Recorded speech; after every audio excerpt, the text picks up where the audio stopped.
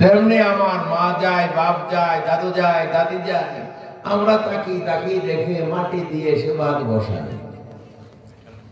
মাঝে গেছে অপারেতে থোড়া ইন্তেজারি, ফিরিয়া আসিতে নৌকা জিতনে আন্দাজ দেরি। আমরা নদী পার হয়, গঙ্গা পার হয়, তখন মাঝি এসে যারা দাঁড়ায় তাদেরকে নিয়ে চলে যায়, আবার যারা দাঁড়ায় দ্বিতীয় খাবে তাদেরকে তুলে। তেমনি হতে পারে আজরাইল ফেরেশতা জমদু আপনার বাপকে, মাকে, দাদুকে রাখতে গেছে, দ্বিতীয় খেপে এসে আপনাকে তুলতে পারে, সাবধান। এই জন্য বলছে মাঝি গেছে অপারেতে থোড়া ইন্তেজারি, ফিরিয়া আসিতে নৌকা জিতনে আন্দাজ দেরি। কখন যে আমার পালা আসবে আমরা তা জানি না। এই জন্য নবীজি বলছেন ইয়াকুলু ইবনু আদম মালি মালি, মানব জাতি বলে আমার মাল, আমার বাড়ি, আমার ঘর, আমার টাকা। নবীজি বলছেন ওয়া ইন্না মালাহু মিন মালিহি সালাসুন, তোমার যত মাল আছে সমস্ত মালের মধ্যে তিনটে মাল তোমার। এক নম্বর মা আকালা ফা আফনা, তুমি যা পেটে খাবে শেষ করে ফেলবে সেটা তোমার। দুই নম্বর আও লাবিসা ফা আবলা, তুমি যা পরিধান করবে গরম শীতে নিজেকে হেফাজত করবে সেটা তোমার। তিন নম্বর আও আতা ফাতানা, তুমি যা আল্লাহর রাস্তায় দেবে সেটা তোমার। ওয়ামা সিওয়া যালিকা ফাহুয়া যাহিবুন ওয়া তারিকুল লিন্নাস, এই তিন মাল বাদ দিয়ে বাকি সবই অন্যের মাল। তুমি কেবল পাহারাদার, তুমি কেবল দারোয়ান। তুমি মরে দেখো যাদের মাল তারা ভাগ বন্টন করা শুরু করবে, তুমি কিন্তু খালি হাতে যাবে। ঠিক না? ঠিক বলবে। আল্লাহর নবী সাল্লাল্লাহু আলাইহি ওয়াসাল্লাম তারপরে বলছেন একথা শোনা সত্ত্বেও, লাউ কানা লিবনি আদামা ওয়াদিয়া মিনাল যাহাবি ওয়াল ফিদ্দা, কোন মানুষকে যদি দুটো বড় বড় সোনার পাহাড় দেয়া হয়, দুটো বড় বড় চাঁদের পাহাড় দেয়া হয়, আর তাকে যদি বলা হয় তোমার কি আশা পূরণ হলো, পেট ভরলো, লাত্তাকা সালেসা, সে তখন বলে আর একটা হলে আমার আশা পূরণ হতো। আল্লাহর নবী বলেন মা মালা বাতনু আদম ইল্লা তুরাব, এই মানব জাতির পেট কবরের মাটি ছাড়া ভরানো যাবে না। এ বাবা, আল্লাহর নবী বলেন ইয়াতবাউল মাইয়িতা সালাসুন, মানুষ মারা গেলে কবর পর্যন্ত তিনটে জিনিস যায়। ইয়াতবাউ আহলুহু ওয়া মালুহু ওয়া আমালুহু, কবর পর্যন্ত তার কিছু আত্মীয় স্বজন প্রতিবেশীরা যায়, আর তার কিছু মাল যায়, আর তার কিছু আমল যায়। ফায়ারজিউ ইসনান, কবর পর্যন্ত যে দুটো জিনিস ফেরত আসে। তার যত মাল যায়, কোদাল বালতি দাউলি বদনা লোটা খাট, সেগুলা ফেরত আসে। তার যত আপনজন যায় তারাও তাকে রেখে দিয়ে কেটে পড়ে। ওয়ায়াক্কা ওয়াহিদুন, তার সঙ্গে একটা জিনিস থাকে, সেটা হলো তার আমল। এই জন্য আপনার সম্পদ, টাকা পয়সা, এগুলা কাজে লাগবে মৃত্যু পর্যন্ত। আর আপনার আত্মীয় স্বজন প্রতিবেশী, এগুলা কাজে লাগবে কবর পর্যন্ত। আর আপনার আমল কাজে লাগবে জান্নাত পর্যন্ত। ঠিক না? ঠিক বলুন। এই জন্য আপনাকে আমাকে আমল তৈরি করতে হবে। আমরা হাদিস এবং কোরআনের কথা শুনছি, সবাই আমল করব, বলেন ইনশাআল্লাহ। আর যদি শোনেন আর আমল না করেন তাহলে কি হবে? তখন কি হবে শোনেন, একটা গল্প বল। একটা লোক ডাক্তার বাড়ি গেছে, ডাক্তার বাড়িতে বলছে ডাক্তার বাবু আমাকে কিছু ওষুধ দেন তো। বলে তোমার কি হয়েছে? বলে আমার খুব ওজন বেড়েছে, মোটা হয়েছে। ডাক্তার বাবু বললো বাবা প্রেসক্রিপশন করে দেবো, তোমার ওজন কমবে, তবে 500 টাকা ফি লাগবে। বলে লাগে দিতে হবে। 500 টাকা ফি নিয়ে ডাক্তার বাবু খাঁচাখাচ প্রেসক্রিপশন লিখে দিল। বলে এগুলা খাও, 3 মাস পরে দেখা করো। ওষুধের দোকানে গেল, ডাক্তার বাবুর প্রেসক্রিপশন দেখে দোকানে বলছে ডাক্তার বাবু তো তেমন ওষুধ লেখেননি। বলে কি লিখেছে? বলে উনি লিখেছেন সকালে 1.5 খানা রুটি খাবে, রাতে 1.5 খানা রুটি খাবে, আর দুপুর বেলায় 1.5 চামচ ভাত খাবে। 3 মাস পর দেখা করতে পেরেছে। ও বাবা, 500 টাকা নিয়ে এই ঘোড়ার ঠ্যাং লেগে দিল, ট্যাবলেট, ক্যাপসুল, সিরাপ, কোনো সব কিছু। সকালে 1.5 খানা রুটি, রাতে 1.5 খানা রুটি, দুপুরে 1.5 চামচ ভাত। ও বেচারা 3 মাস খেল। খাওয়ার পরে ওজন হয়ে দেখছে 3 মণ ওজন ছিল, 3.5 মণ ওজন হয়েছে। ডাক্তারবাবুকে যে বললো, ডাক্তারবাবু কেমন ওষুধ দিলেন, আমার তো ওজন বেড়ে গেল। বলে আমি যা প্রেসক্রিপশন করে দিয়েছি ওজন তো কমার কথা, নিশ্চয়ই তো গোলমাল করেছি। বলে কখনো না, সকালে 1.5 খানা রুটি, রাতে 1.5 খানা রুটি, দুপুর বেলায় 1.5 চামচ ভাত আমি কোনোদিন বাদ দিইনি। বললে হবে? বলে নিশ্চয় কিছু গোলমাল করেছি। সে তখন বলছে, ডাক্তার বাবু আপনাকে একটা কথা বলতে ভুল হয়ে গেছে। বলো কি?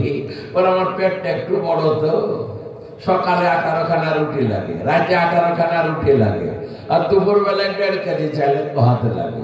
এখন সকালে 18 খানা খেয়ে ফের আপনার 1.5 খানা খেয়েছি, রাতে 18 খানা খেয়ে ফের আপনার 1.5 খানা খেয়েছি, আর দুপুর বেলায় 1.5 কেজি চালের ভাত খেয়ে ফের আপনার 1.5 চামচ খেয়েছি। আমি তো মনে করছি আমার যা চলে তা চলবে, এটা বাড়তি খেতে হবে। ডাক্তার বাবু বলছে, গাধা করেছে কি রে, এতে কি তোর ওজন কমে? এই তোর মতো বেকুব লোকের চিকিৎসা করবো না বেরো। সে বলছে, স্যার আরেকবার ওজন কমার জন্য ওষুধ দেন। আমার 3.5 মণ ওজন, হাঁটতে পারেনি, হাঁসফাঁস করি। বলে 1000 টাকা ফি হয়েছে। বলে লাগে দিতে হবে, ভালো করে লিখে দেন। ডাক্তার বাবু প্রেসক্রিপশনের উল্টো ফিটে তারিখ দিয়ে খেতে খেতে 3 লাইন লিখে দিল। বলে 3 মাস পরে আসবে। ওষুধের দোকানে গেল, ওষুধের দোকানে বলছে, ডাক্তার বাবু আজ তো কোনো ওষুধ লেখেননি। বলে কি লিখেছেন? বলে উনি লিখেছেন সকালে মাত্র 1টা রুটি খাবে, আনুষঙ্গিক সব খাবার বাদ। রাতে মাত্র 1টা রুটি খাবে, আনুষঙ্গিক সব খাবার আজ থেকে বাদ। আর দুপুর বেলায় 1 চামচ তরকারি, 1 চামচ ভাত, আগেকার সব খাবার বাদ। 3 মাস খেল। খাওয়ার পরে ওজন হয়ে দেখছে 4 মণ হয়েছে। ডাক্তার বাবুকে যে বললো, ডাক্তার বাবু আপনি তো ফালতু লোক। বলে কেন? বলে আপনি এমন চিকিৎসা করলেন ওজন বেড়ে গেল। বলে তো নিশ্চয়ই আবার গোলমাল করেছে। বলে আল্লাহর কসম করে কান ধরে বলছি, সকালে 1টা ছাড়া রুটি খাইনি, রাতে 1টা ছাড়া রুটি খাইনি, দুপুর বেলায় 1 চামচ ছাড়া ভাত খাইনি। বলে তোর ওজন কেন বাড়লো? কিছু গোলমাল করেছে। ও তখন বলছে, স্যার আপনি তো জানেন আমার পেটটা বড়, ওকে তো ভরাইতে হবে। সকালে 1টা রুটি খেয়েছি, রুটি একটু বড় ছিল। বলে কত বড়? বলে সকালে যে রুটিটা খেতাম 2 কেজি আটা দিয়ে 1টা রুটি তৈরি করে খেতাম, রাতে ওটাও 2 কেজি আটা দিয়ে 1টা রুটি তৈরি করে খেতাম, আর দুপুর বেলায় আমি 1 চামচই ভাত খেয়েছি, তবে 2 কেজি চাল রান্না করে বড় 1টা চামচের 1 চামচ খেয়েছি। রোগীর যদি এই হাল হয়, রোগ বাড়বে না কমবে বাবা? তাই বক্তা তক্তা সব আপনাদের কাছে এসে প্রেসক্রিপশন করে দিয়ে চলে যাবে। আর আপনারা যদি আগেকার মতোই চলেন, আপনারা যদি নিজের ইচ্ছা মতোই চলেন, রোগ সারবে না, আরো বাড়বে। আর বক্তাদের টাকা ন্যায় হবে, আর আপনারা যে তিমিরে ছিলেন সেই তিমিরেই থাকবে। এই জন্য বিশ্বনবী সাল্লাল্লাহু আলাইহি ওয়াসাল্লাম পবিত্র জবানে বললেন, মানুষ মারা গেলে 3টে জিনিস যায়। একটা হলো তার কিছু খাট পালন চাদর ইত্যাদি যায়। 2 নম্বর তার কিছু আপনজন আত্মীয় স্বজন প্রতিবেশীরা যায়। 3 নম্বর তার আমল যায়। দুটো জিনিস ফেরত আসে, একটা জিনিস বাকি থাকে, তার সঙ্গে যেটা থাকে সেটা হলো তার আমল। এই জন্যই আমল করতে হবে। আল্লাহ তাআলা কোরআনে বলেন, ইন্নাল্লাহা লা ইউগাইয়িরু মা বিকওমিন হাত্তা ইউগাইয়িরু মা বিআনফুসিহিম। আল্লাহ ওই জাতিকে কোনোদিন পরিবর্তন করেন না যে জাতি নিজেদের পরিবর্তন নিজেরা করার চেষ্টা না করে।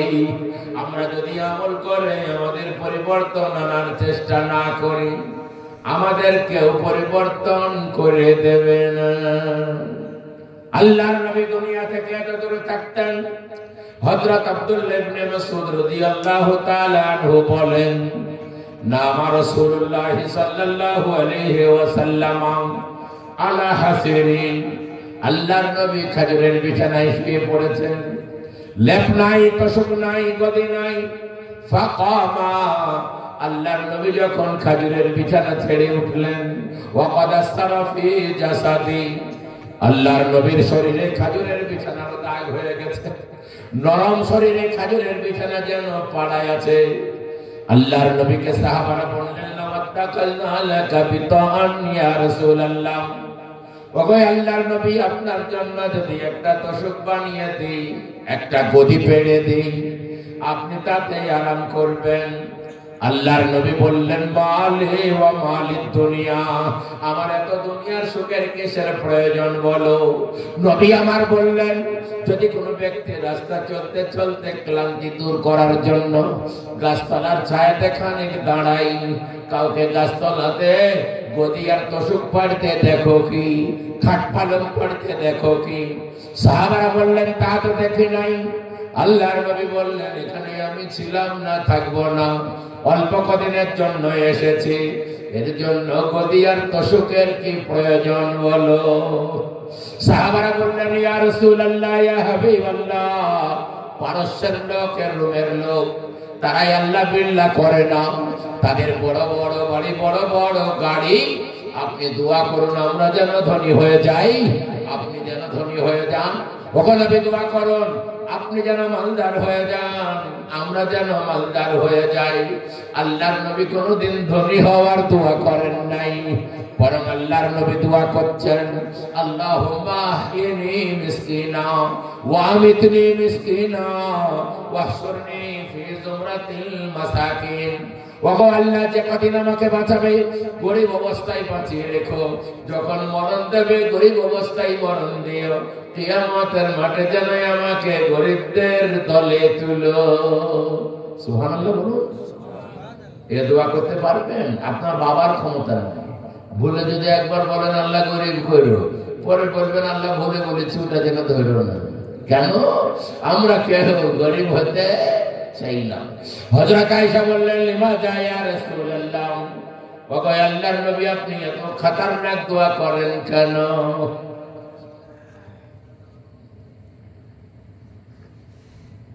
হযরত আয়েশা বললেন, ইয়া রাসূলুল্লাহ, ওগো আল্লাহর নবী, আপনি এত খতরনাক দোয়া করেন কেন? আল্লাহর নবী বললেন, আয়েশা রে, জানো না, ইয়াদখুলুনাল জান্নাতা ফুকারাউল মুহাজিরিনা ক্বাবলা আগনিয়াইহিম বি500 সানা। ও আমার প্রিয় আয়েশা, জানো না, গরিব মিসকিনরা ধনীদের 500 বছর আগে জান্নাতে যাবে। বলেন সুবহানাল্লাহ। আল্লাহর নবী সাল্লাল্লাহু আলাইহি ওয়াসাল্লাম পবিত্র জবানে বললেন, আমাকে গরিবের সাথে খুঁজে দেখবে পাবে, আমাকে বেওয়ার সাথে এতিমের সাথে খুঁজবে পাবে, আমাকে কাঙালের সঙ্গে কৃতদাসদের সঙ্গে খুঁজে দেখো পাবে। আমি এতিম, কাঙাল, বিধবা, গরিব কাঙালদের সঙ্গে ওটা বসা করি। আবু জাহাল একদিন বলছে, বাবা মুহাম্মদ। বলো, কি হলো বাবজি? বলে, তোমাকে একটা কথা বলবো। বলো, কি? বলো, তুমি কি বলতে চাও? একদিন শুনবো, তোমার কথা মানা যায় কিনা। কিন্তু তোমার সাথে যারা বসে ওদের সাথে আমাদের বসা মানায় না। ওই যে বিলাল, খাব্বাব, আম্মার, যায়েদ, ফকির, কাঙাল, ছোট লোকদের নিয়ে তোমার কারবার।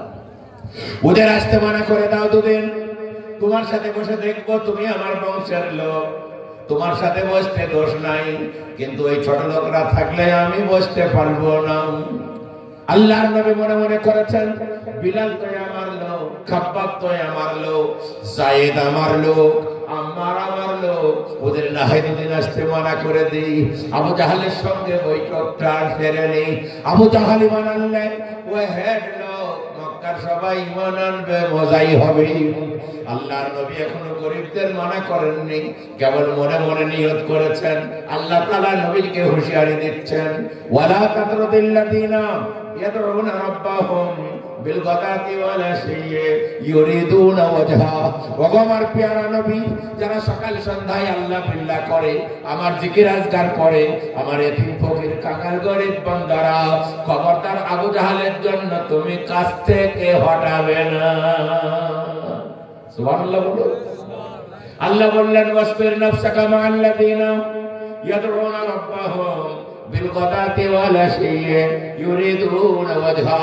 ওগো আমার প্যারা নবী, যারা সকাল সন্ধ্যায় আমাকে ডাকা হাঁকা করে, আমার জিকির আজকার করে, আমার এতিম ফকির কাঙ্গাল গরিব বান্দারা, খবরদার তাদেরকে কাছ থেকে সরাবে না। ওয়ালা তাদু আইনা কানহুম তুরিদু জিনাতাল হায়াতাদ দুনিয়া। তোমার দয়ার নজর তাদের কাছ থেকে সরায়ও না, দুনিয়ার জিন্দেগিকে চাকচিক্যকে প্রাধান্য দেবে না। কে বলে? তার জন্য আমার বিলালকে, আমার খাব্বাবকে, আমার জায়েদকে কাছ থেকে সরাবা। আবু জাহাল ঈমান আনলে আল্লাহ লাটে উঠবে না। আল্লাহ তাবারক তাআলা কিয়ামতের মাঠে যাদের ঈমান নাই তাদের কোনো মূল্য নাই। কিয়ামতের মাঠে একটা মোটা তাজা লোককে হাজির করা হবে, দেখা যাবে মাছির পরের সমান ওজন নাই। সবাই বলবে এত মোটা লোকের ওজন হলো না কেন?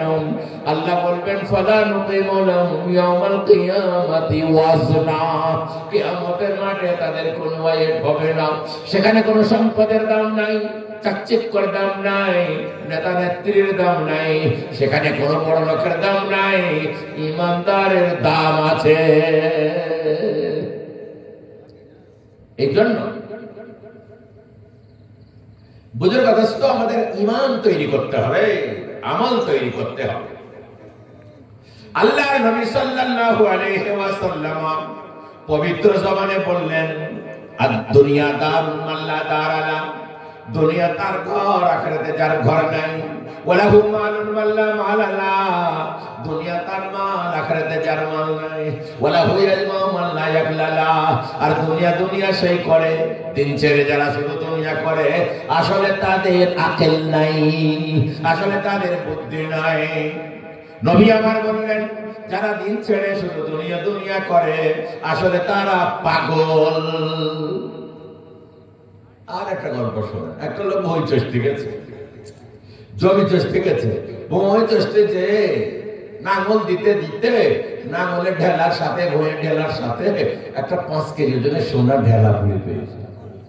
ওরে বাবা রে, ও গরু নাঙ্গল ছেড়ে দিয়ে সোনাটা বগলে করে বাড়ি নিয়ে আসছে, আর মনে মনে করছে 8 কেজি বিক্রি করে বেনে পরে একটা বিরাট 100 টাকা সম্পত্তি কিনবো, আর 8 কেজি বিক্রি করে কলকাতায় একটা ফ্ল্যাট কিনবো, আর 8 কেজি বিক্রি করে বহরমপুর একটা 5 তলা বাড়ি করবো, আর আমি, আমার বিবি, আমার বাচ্চা ছেলে মেয়ে 5 তলায় ঠ্যাং নড়াবো আর খাবো। লোকে চাল ডাল দিয়ে আসবে আর বগল বাজাবো আর খাবো। সোনাতে লেগেছিল কাঁথা। ও মনে করছে নদী বয়ে যাচ্ছে, সোনা চকচকে জিনিস, একটু ধুয়ে নি। এই যেমন ধুতে গেছে আর আপনার হাত পিছলি পড়ে গেছে, আর ঝাঁপ মেরে ধরতে গেল, আর পেল না। সব বুদ্ধি শেষ। এবার সোনার শখে ওর একটা জিকির উঠে পড়েছে, বলছে ধোয়া থেকে না ধোয়াই ভালো ছিল, ধোয়া থেকে না ধোয়াই ভালো ছিল। এই করতে করতে বাড়ি আসছে। লোকে বলছে, ও জামাল তোর গরু নাঙ্গল কয়? বলে ধোয়া থেকে না ধোয়াই ভালো ছিল। বাড়ি গেছে, মা বলছে, বাবা তোর কি হলো, ভালো মানুষ মাঠে গেলে? বলে ধোয়া থেকে না ধোয়াই ভালো ছিল। বিবি বলছে, আগে তুমি করিমের আব্বা এরকম পাগল হয়ে গেলে কেন? বলে ধোয়া থেকে না ধোয়াই ভালো ছিল।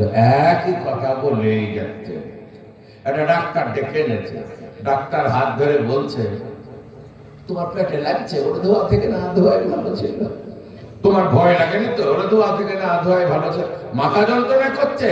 ওরা ধোয়া থেকে না ধোয়াই ভালো ছিল। ডাক্তার বললেন, তো ব্রেনের গড়বড়, কিছু ট্যাবলেট, কিছু ক্যাপসুল, কিছু লিকুইড থাকছে, এগুলা খাও, আশা করছি কমবে। 500 টাকা বিল হয়েছে, দাও।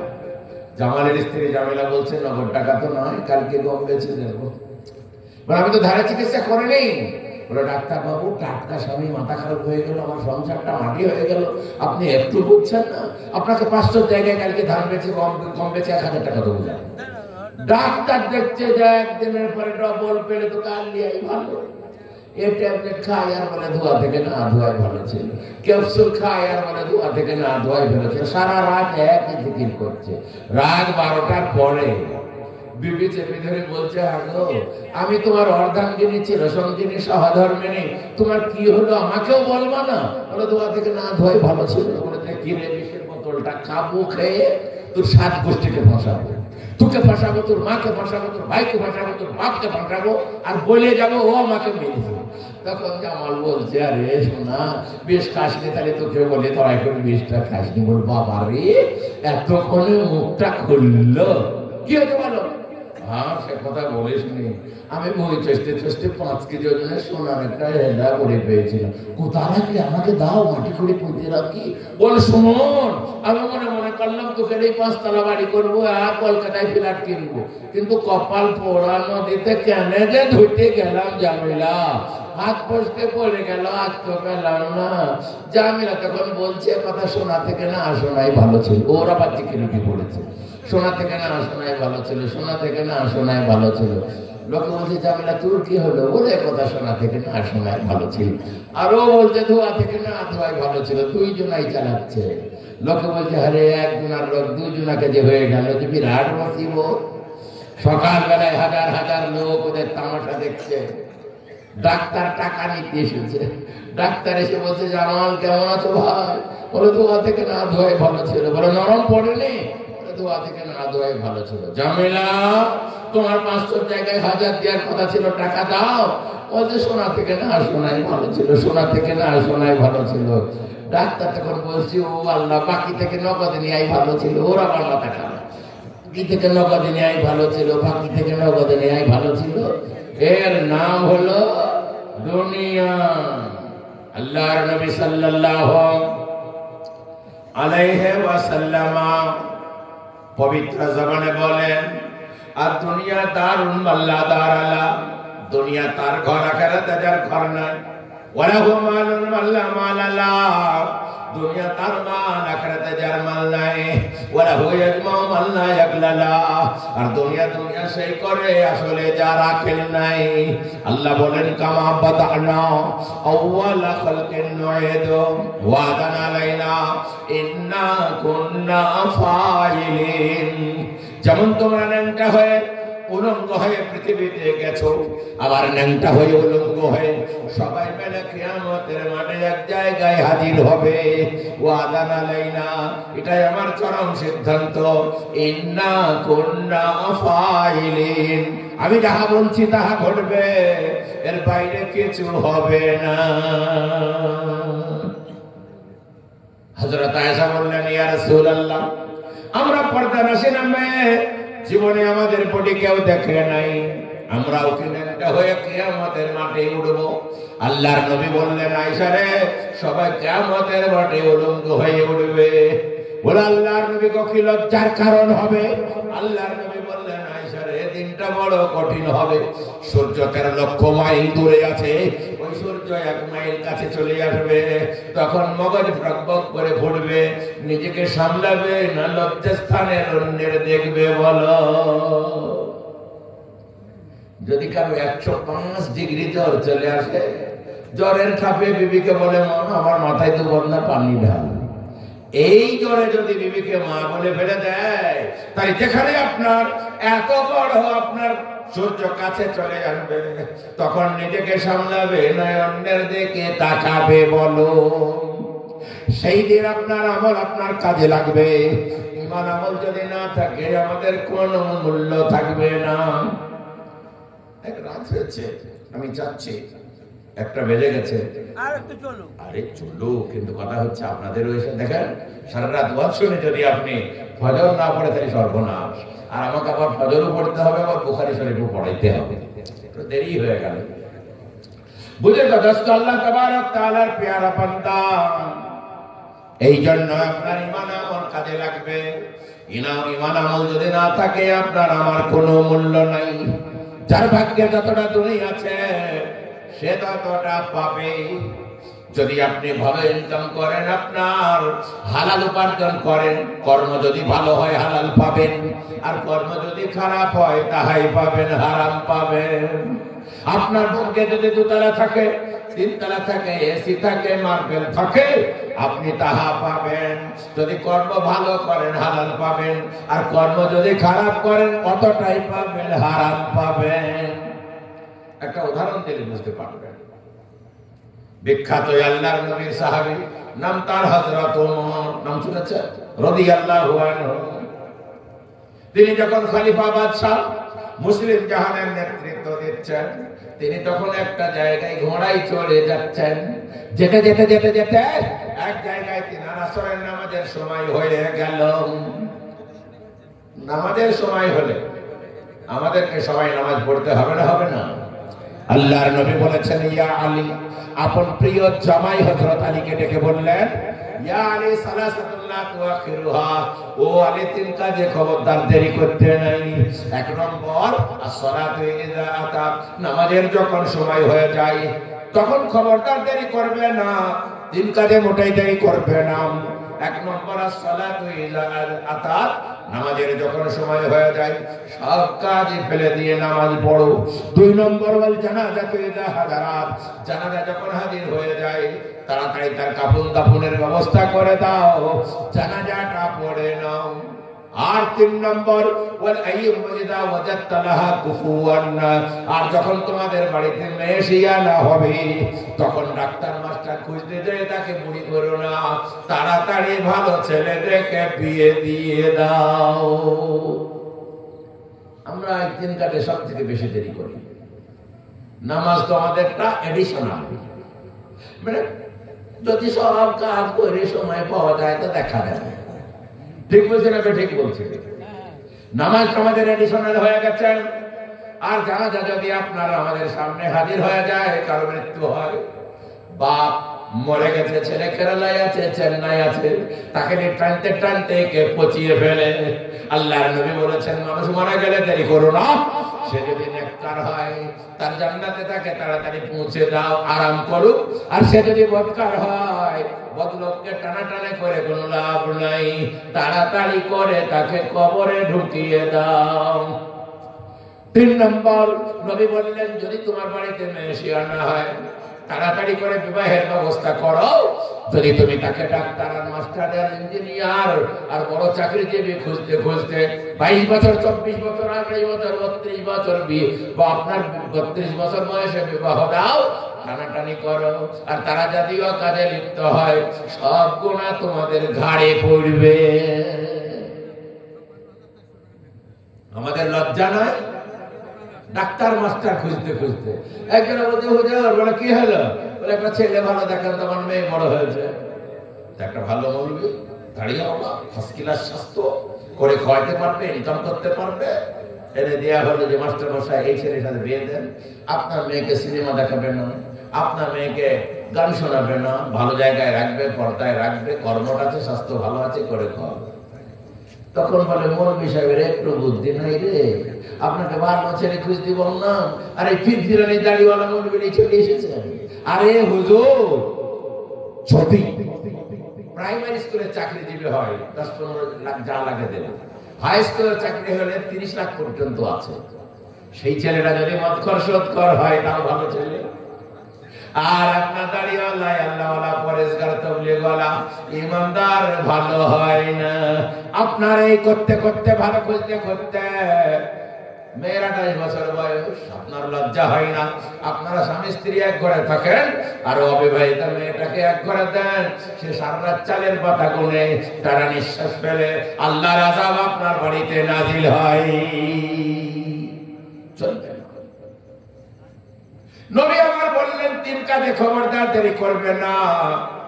এক নম্বর নামাজ, 2 নম্বর জানাজা, 3 নম্বর যদি মেয়ে বড় হয়ে যায়।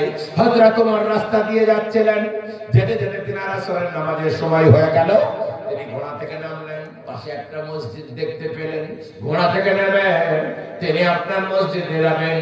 একজনাকে বললেন, ভাই আমার ঘোড়াটা একটু পাহারা দাও, এসে তোমার সাথে আমার দেখা হবে। হযরত ওমর তাকে ঘোড়া পাহারা দিতে দিয়েছে। সে ঘোড়া পাহারাদার একটু চোর মতো ছিল, দেখতে হযরত ওমরের ঘোড়া তো আরো নেই পালাবো, কিন্তু ঘোড়া খুব প্রভু ভক্ত হয়, যেতে চায়। ঘোড়ার লাগাম জেন খুলে নিয়ে পালিয়ে গেছে। হযরত ওমর নামাজ পড়তে যে 4 রাকাত নামাজে আধ ঘন্টা লেগেছে। সুবহানাল্লাহ বলুন। আমাদের 4 রাকাত নামাজে কতক্ষণ লাগে গো?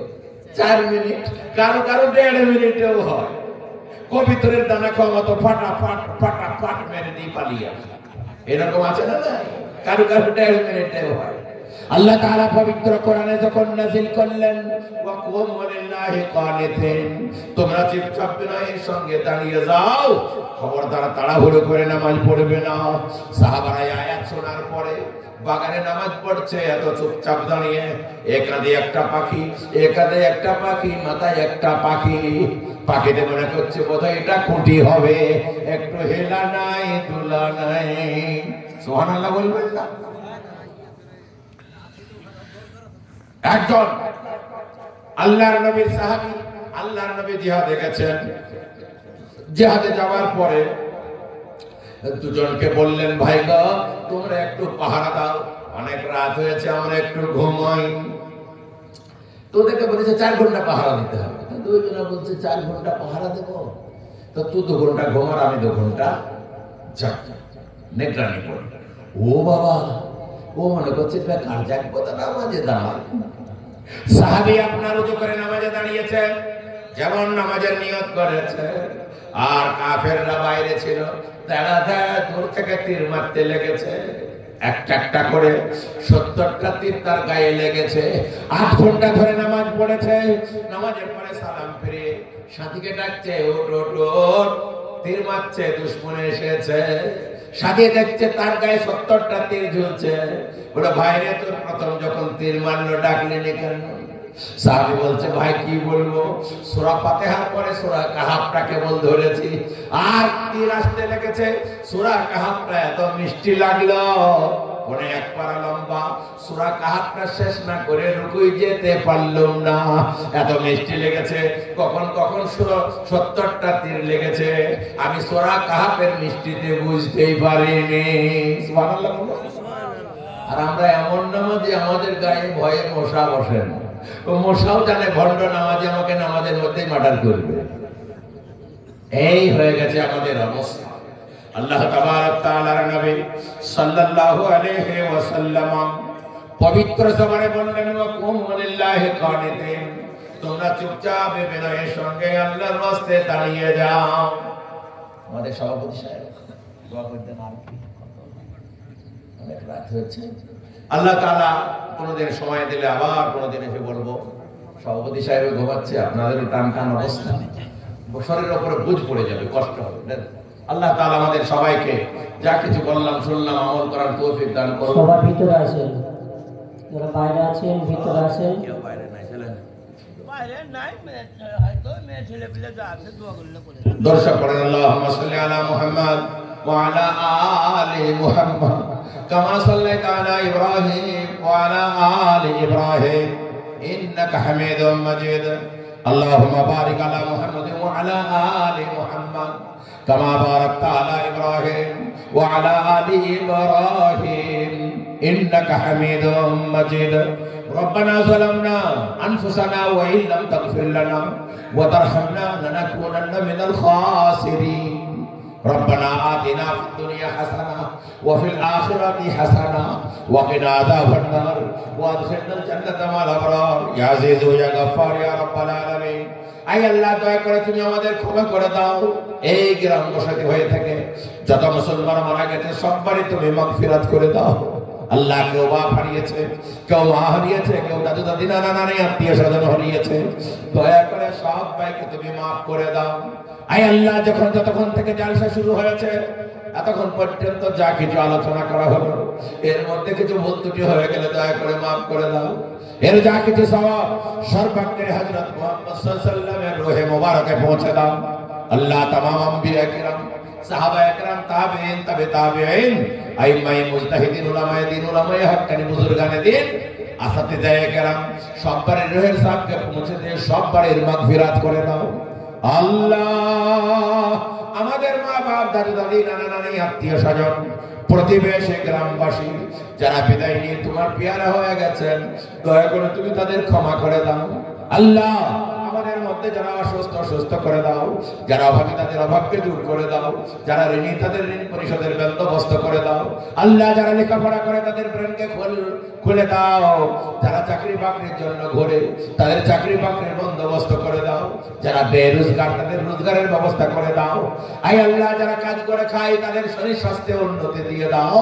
আয় আল্লাহ, এই জলসার জন্য যারা টাকা দিয়ে, পয়সা দিয়ে, সময় দিয়ে, শুভবুদ্ধি দিয়ে সাহায্য সহযোগিতা করেছে, আয় আল্লাহ ভাইদের তুমি কবুল করে দাও। আয় আল্লাহ, ভাইদের দুনিয়া ও আখিরাতকে মঙ্গলময় করে দাও। এই গ্রামের প্রত্যেকটা লোককে আয় আল্লাহ ফলে ফসলে ক্ষেত খামারে বরকত দিয়ে দাও, রুজি রোজগারে বরকত দিয়ে দাও। আল্লাহ, আমাদের কবরের আযাব, হাশরের আযাব, পুলসিরাতের আযাব, জাহান্নামের আযাব থেকে মুক্তি দিও। আল্লাহ, তুমি আমাদেরকে জান্নাতুল ফিরদাউস নসিব করিও। যেভাবে এক জায়গায় বসে হাদিস কোরআনের কথা বললাম, শুনলাম, আবার জান্নাতে এক জায়গায় বসার তৌফিক তুমি দিও। আল্লাহ, এসআইআর নিয়ে, আয় আল্লাহ, নাগরিকত্ব নিয়ে মানুষ বড় পেরেশান। আয় আল্লাহ, যারা আমাদের নাগরিকত্ব নিয়ে, ওয়াকফ সম্পত্তি নিয়ে ছিনিমিনি খেলছে, দয়া করে তুমি তাদের শুভবুদ্ধি দাও। তাদের ভাগ্যে হিদায়াত না থাকলে তাদের ক্ষমতা থেকে সরিয়ে দাও। আয় আল্লাহ, এমন শাসক দাও যারা মানুষের স্বাস্থ্যের দিকে দেখবে, মানুষের লেখাপড়া দেখবে, মানুষের নিরাপত্তা দেখবে, সমস্ত নাগরিককে একরকম নজরে দেখবে। এমন আল্লাহ শাসক আমাদের জন্য তুমি দান করো। আমাদের পাপের জন্য জালেম শাসক আমাদের জন্য চাপিয়ে দিও না। ওগো আল্লাহ, দয়া করে গ্রামের লোক নবের নাটকের আয়োজন না করে কোরআনের তাফসীরের আয়োজন করেছে। আয় আল্লাহ, দয়া করে তুমি এদেরকে বেহদ কবুল করে নাও। আয় আল্লাহ, যা কিছু শুনলাম বললাম, বক্তা শ্রোতাকে আমল করার তৌফিক তুমি দান করো। সুবহান রাব্বিকা রাব্বিল ইজ্জাতি আম্মা ইয়াসিফুন ওয়া সালামুন আলাল মুরসালিন ওয়ালহামদুলিল্লাহি রাব্বিল আলামিন।